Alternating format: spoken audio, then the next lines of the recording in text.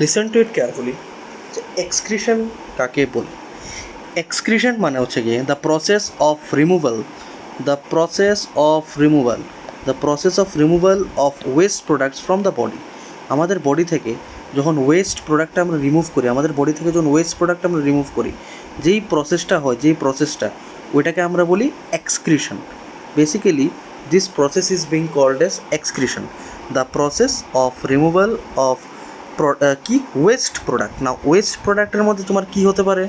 West প্রোডাক্টের মধ্যে তোমার হতে পারে আনওয়ান্টেড থিংস, হতে পারে তোমার ইউজড আপ মানে আমরা যেই খাওয়াটা খেয়েছিলাম, ফুড, মিনারেল, নিউট্রিয়েন্টস, ওই খাওয়াটা যখন ইউজড হয়ে গেছে, যে left over excreted material, left over যেন ফুডটা, ওটা আমার বডির দরকার নেই, তাই ওই জিনিসটা আমার বডি থেকে বেরিয়ে যাবে।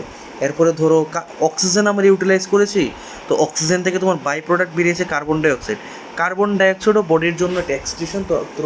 তো আমরা কার্বন ডাইঅক্সাইডও বডির থেকে আমরা বের করে দিই অ্যাজ এক্সক্রিটেড প্রোডাক্টস। ঠিক আছে? এই যে ফুডের উপরে তোমার অক্সিজেন অ্যাক্ট করছে, যেটাকে আমরা বলি অ্যারোবিক রেসপিরেশন। কার্বন ডাইঅক্সাইড তৈরি হচ্ছে, ওয়াটার তৈরি হচ্ছে, এনার্জি তৈরি হচ্ছে, এই দুইটা আমাদের কাজের। বাট এই জিনিসটা আমার কাজের না, তো এটাকে আমরা অ্যাজ এ ওয়েস্ট হিসেবে বডি থেকে আমরা বের করে দিচ্ছি। ঠিক আছে? এবার মেইন কথা হচ্ছে গিয়ে যে কেন আমরা দরকার, why do we need excretion process. এই why do we need excretion প্রসেসের মধ্যে এক্সক্রিশন আমরা এই কারণেই দরকার, টু মেনটেন অসমো রেগুলেশন, বডির মধ্যে অসমো রেগুলেশন মেনটেন করা। না, অসমো রেগুলেশন কথার অর্থ মানে কি?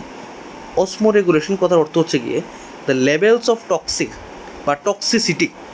ঠিক আছে? দ্য লেভেলস অফ টক্সিক মানে বডির মধ্যে যত বাজে জিনিস আছে, মানে যেই জিনিসটা ওয়েস্ট, তো ওইটাই তো বাজে না, আমাদের বডির দরকার নেই, তো আমার বডির কোনো ফায়দা হচ্ছে না, তাতে আমার লস। তো ওই জিনিসটা যখন বডির মধ্যে আছে, তো ওই জিনিসটা বডি থেকে যদি বেরোতে না পারে, তখন বডির মধ্যে টক্সিসিটি বেড়ে যায়। তো বডির মধ্যে তোমার টক্সিসিটি না বেড়ে একটা মিনিমাম লেভেল পর্যন্ত থাকে, একটা লেভেল মেনটেন থাকে, that thing is known as osmoregulation. আর ওইটাকে মেনটেন করা, এই টক্সিক লেভেলটাকে মেনটেন করাকে আমরা বলি অসমো রেগুলেশন। ঠিক আছে? ওয়েস্ট প্রোডাক্ট যদি বেড়ে যায় বডির মধ্যে, ওয়েস্ট প্রোডাক্ট যদি তোমার বেড়ে যায়, ঠিক আছে, বডির মধ্যে যদি তোমার ওয়েস্ট প্রোডাক্ট বেড়ে যায়, তখন সেই ক্ষেত্রে কী হবে বলো তো? ওয়েস্ট প্রোডাক্ট বেড়ে গেলে বডির মধ্যে অসমো রেগুলেশনটা ব্যালেন্স থাকবে না, ইমব্যালেন্সড হয়ে যাবে, বডির মধ্যে ব্যালেন্স থাকবে না, imbalanced. The measure of osmoregulation তোমার কি? দ্য মেজার বা the levels of osmoregulation তোমার ইমব্যালেন্সড হয়ে যাবে। ঠিক আছে? তাতে তখন আমরা যদি ব্লাড টেস্ট, ঠিক আছে, যদি আমরা ব্লাড টেস্ট করানো এট দ্যাট টাইম, তখন তোমার এই অসমো রেগুলেশন টেস্টটা মানে মেজার করার জন্য কতটুকু টক্সিসিটি, ব্লাড টেস্ট করলে ব্লাডে একটা কম্পোনেন্ট থাকে, যেটা যদি মনে করো এখন ব্লাডই তো বেসিক্যালি তোমার সব ট্রান্সপোর্ট করছে না। ব্লাড তোমার ভালো জিনিসও ট্রান্সপোর্ট করছে, ব্লাড তোমার অক্সিজেনও ট্রান্সপোর্ট করছে, ব্লাড তোমার কার্বন ডাইঅক্সাইডও ট্রান্সপোর্ট করছে, ব্লাড তোমার ওয়েস্ট প্রোডাক্টও ট্রান্সপোর্ট করছে। ক্লিয়ার? তো ব্লাডের মধ্যে থাকা ইএসআর, ঠিক আছে, ইএসআর লেভেল বেড়ে যায়। ইএসআর এর full form erythrocytic sedimentation rate, যেটা দরকার নেই এখন, সেটা একটা এক্সট্রা টপিক। ইএসআর লেভেল বেড়ে যায়। ইএসআর লেভেল মানে বডির মধ্যে কতটুকু, যদি বডির মধ্যে টক্সিক লেভেল অনেক বেশি থাকে, মানে আমাদের কিডনি যদি ভালোভাবে প্রপার ফাংশনিং না করতে পারে, তখন এটার একমাত্র সাইন যে ব্লাড টেস্ট করলে ব্লাডের মধ্যে ইএসআর এর লেভেল অনেক বেশি থাকবে।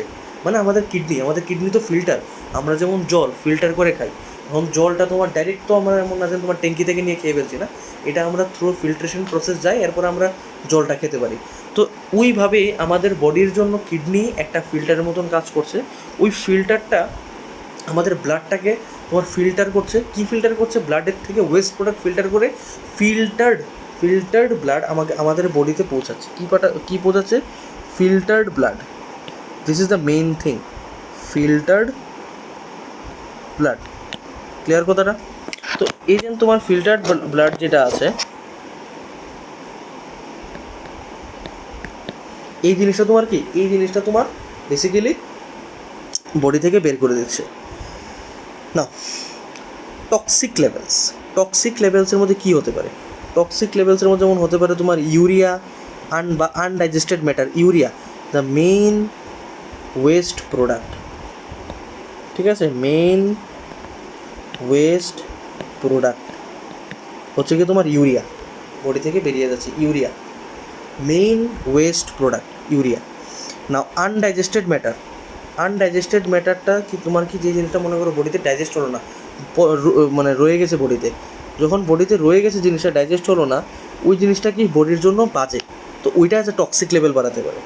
আচ্ছা, তো এই ছিল তোমার বডির মধ্যে এক্সক্রিশন কেন দরকার, কীভাবে হয়, হলে আমরা কি বের হয়, এবং যদি না হয় তাহলে কি হতে পারে, এই জিনিসগুলো আমরা পড়লাম। এবার এক্সক্রিশন আমাদের বডির মধ্যে ফেসিলিটেট করছে কী কী পার্ট নেসেসারি, এক্সক্রিশন হওয়ার জন্য বডিতে কী কী পার্ট নেসেসারি, তার জন্য নেসেসারি হচ্ছে গিয়ে তোমার প্রথমত কিডনি, প্রথমত লাগবে তোমার কিডনি, ঠিক আছে, লাগবে হচ্ছে গিয়ে তোমার কিডনি, এরপরে লাগবে তোমার নেফ্রন, এরপরে লাগবে তোমার basically small like kidney, kidney থেকে তোমার নেফ্রন, নেফ্রন থেকে তোমার স্মল ইন্টেস্টাইন, স্মল ইন্টেস্টাইন থেকে তোমার ইউরেথ্রাল ওপেনিং। ক্লিয়ার কথাটা? এই ওয়েতে আমার বডি থেকে তোমার ওয়েস্ট প্রোডাক্টসগুলো বেরিয়ে যাচ্ছে, and these are the organs. এগুলো কি? এগুলো হচ্ছে গিয়ে তোমার organs associated, these are the organs like এটা এটা এটা এটা, এগুলো organs associated with the excretion.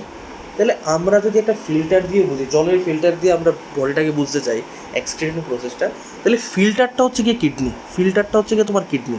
R filter লাগালেই তো হয় না, ফিল্টারের মধ্যে তোমার বেসিক্যালি ওই তোমার ছোটো ছোটো ফিল্টার পেপার থাকে, হ্যাঁ, এরপরে তোমার বেসিক্যালি যেদিক দিয়ে জলটা বেরোয় ওপেনিং, ওই ওপেনিং থাকে, ভিতরে তোমার আরও অনেক কিছু থাকে যেটা জলটাকে ফিল্টার করছে। তো ভিতরের মধ্যে ফিল্টার ম্যাটারটা ওইটাকে মনে নাও এটা নেফ্রন, ঠিক আছে, জলের মধ্যে থাকে তোমার ফিল্টার ম্যাটারটা মনে নাও নেফ্রন, যেটা তোমার ফিল্টার করছে, দ্য বেসিক ফিল্টারিং ইউনিট। নেফ্রনের আরেকটা নাম হচ্ছে গিয়ে তোমার বেসিক ফিল্ট্রেটিং ইউনিট, এটা হচ্ছে গিয়ে তোমার আরেকটা নাম, কার? নেফ্রনের বেসিক ফিল্ট্রেটিং ইউনিট। মানে নেফ্রনই দায়ী ব্লাডটাকে ফিল্টার করার জন্য, আর কিডনি বাস তোমার স্ট্রাকচারটা প্রোভাইড করছে, কিডনি পুরোটা পার্ট, কিডনির মধ্যে এগুলো আছে।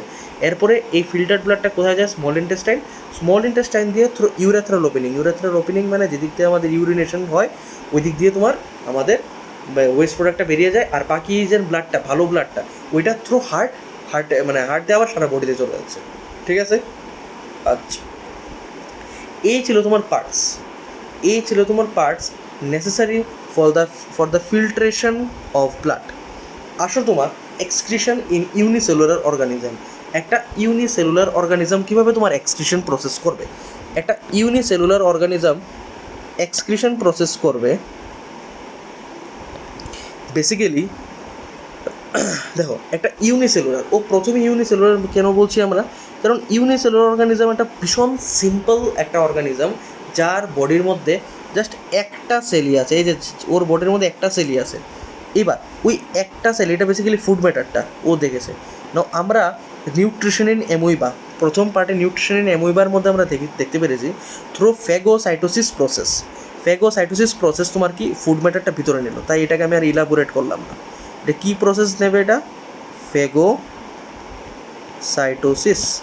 থ্রু ফ্যাগোসাইটোসিস প্রসেসে ফুড ম্যাটারটা ভিতরে গেলো না। ফুড ম্যাটারটা ভিতরে যাওয়ার পরে ফুড ম্যাটারটা থেকে কী করবে? ফুড ম্যাটার থেকে যত রকম নিউট্রিয়েন্টস আছে সব দেখো এই বডির মধ্যে নিয়ে নিয়েছে, যত রকম নিউট্রিয়েন্ট আছে সব নিউট্রিয়েন্ট বডির মধ্যে নিয়ে নিয়েছে। এই ফুডটা থেকে যা যা দরকারি ছিল ও নিয়ে নিয়েছে, তাই আমি লিখেছি অ্যাবজর্ব ফুড পার্টিকেল।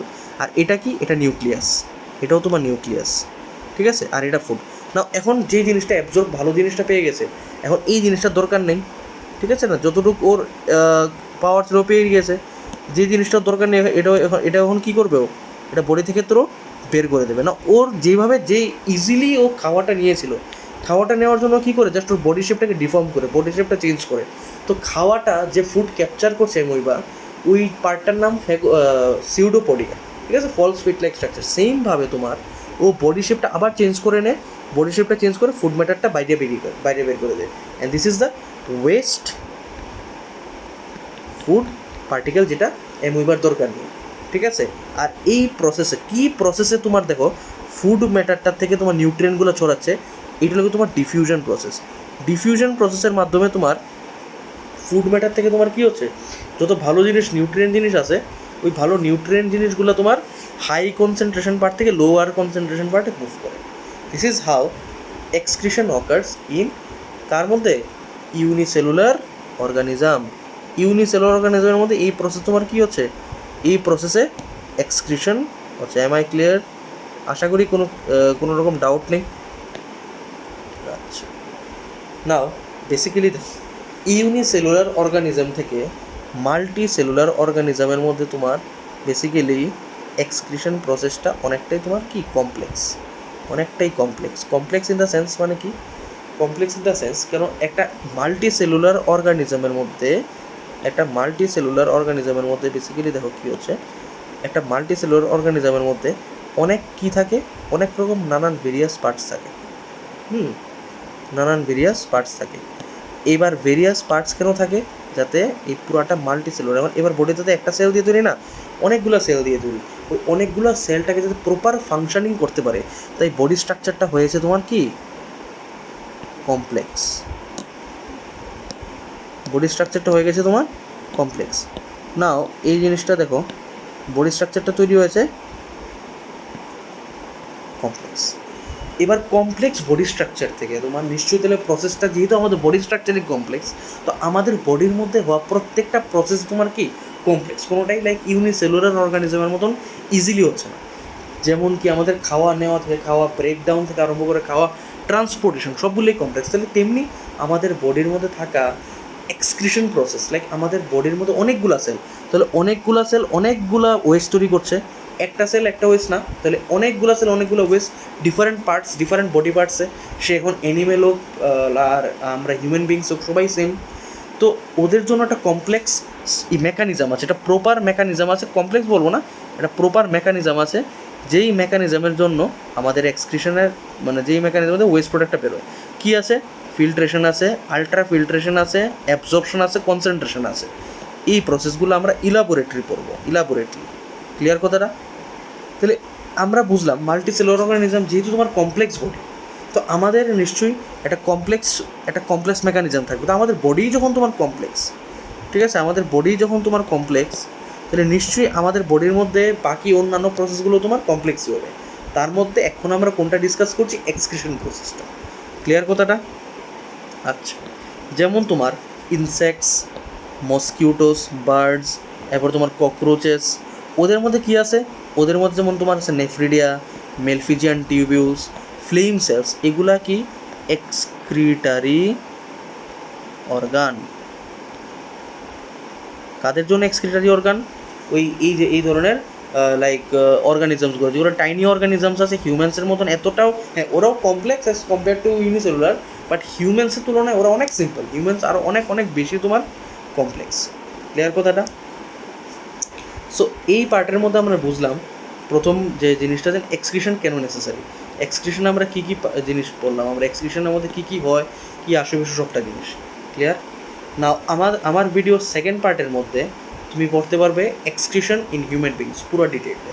ঠিক আছে? Thank you.